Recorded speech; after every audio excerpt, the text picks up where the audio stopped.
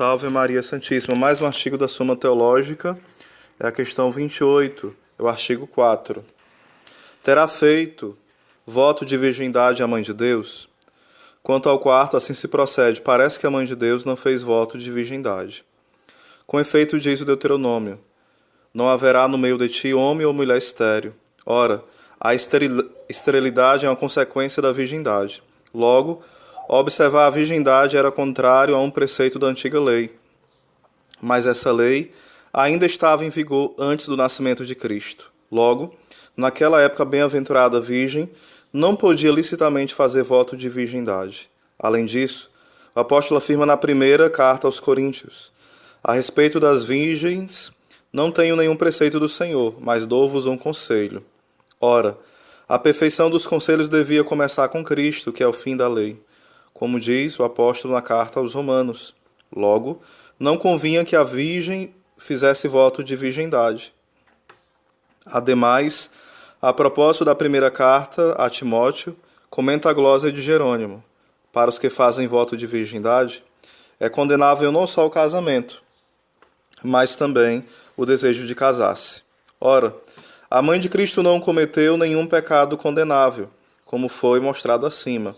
Logo, pelo fato de ter estado desposada, como diz Lucas, parece que não teria feito voto de virgindade. Em sentido contrário, escreve Agostinho. Agora Santo Tomás, respondendo com essa frase em sentido contrário. Em sentido contrário, escreve Agostinho: Maria respondeu ao anúncio do anjo: como poderá acontecer isso se eu não conheço o varão? Com certeza não teria dito isso se antes não tivesse consagrado a Deus sua virgindade.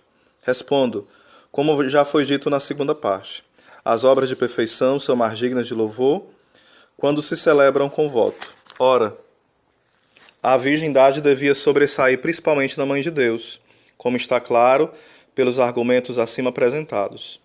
Por isso convinha que sua virgindade fosse consagrada a Deus por voto. É verdade que no tempo daquela lei eram incentivados a procriar tanto as mulheres quanto os homens, porque antes que Cristo nascesse daquele povo, era pela descendência carnal que se propagava o culto de Deus. Por isso não se crê que a Mãe de Deus tenha feito voto definitivo de virgindade, antes de estar desposada com José, embora a desejasse. Neste assunto, abandonou sua vontade a decisão de Deus. Mas depois, uma vez que aceitou um esposo, como exigia o costume daquele tempo, fez voto de virgindade junto com ele.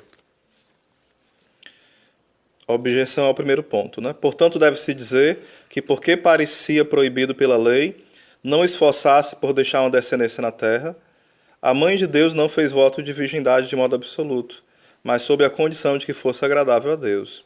Mas depois de conhecer que seria agradável a Deus, fez voto de modo absoluto antes da anunciação do anjo. Segundo ponto. Deve-se dizer que assim como a plenitude de graça foi perfeita em Cristo, e no entanto houve uma certa antecipação incoativa em sua mãe, assim também a observância dos conselhos, que se realiza por graça de Deus, teve o seu início perfeito em Cristo, mas de alguma forma começou também na Virgem, sua mãe. Terceiro ponto. Deve-se dizer que a palavra do apóstolo deve ser entendida com referência aos que fazem voto de castidade de maneira absoluta. Não foi esse o caso da Mãe de Deus antes de estar desposada com José, mas depois dos esponsais, junto com seu esposo e de comum acordo fez voto de virgindade. Maria era noiva. Aí a noiva aqui no rodapé, está entre aspas, porque naquele tempo existia o casamento em duas partes. O nome noivado a gente usa aqui, mas lá não era usada a palavra noivo, Maria era noiva, aí entre aspas, quando ocorreu a concepção virginal. Daí o título da questão, ainda que o segundo artigo não trate mais do noivado, mais do casamento. De qualquer modo, é surpreendente que se intitule Cristo devia nascer de uma noiva, pois ele nasceu de uma virgem casada. Então aqui é uma colocação do rodapé, certo? Só para lembrando que o termo noiva não era comum no judaísmo, não sei nem se havia esse termo, Existiam as duas partes do casamento, Aquela que era prometida em casamento, quando tem lá no texto, no caso não seria prometida, mas comprometida. A senhora já estava comprometida porque já tinha sido feita a primeira parte do casamento, né? É isso que muitos exegetas falam, de forma segura, né? Baseando-se na cultura judaica.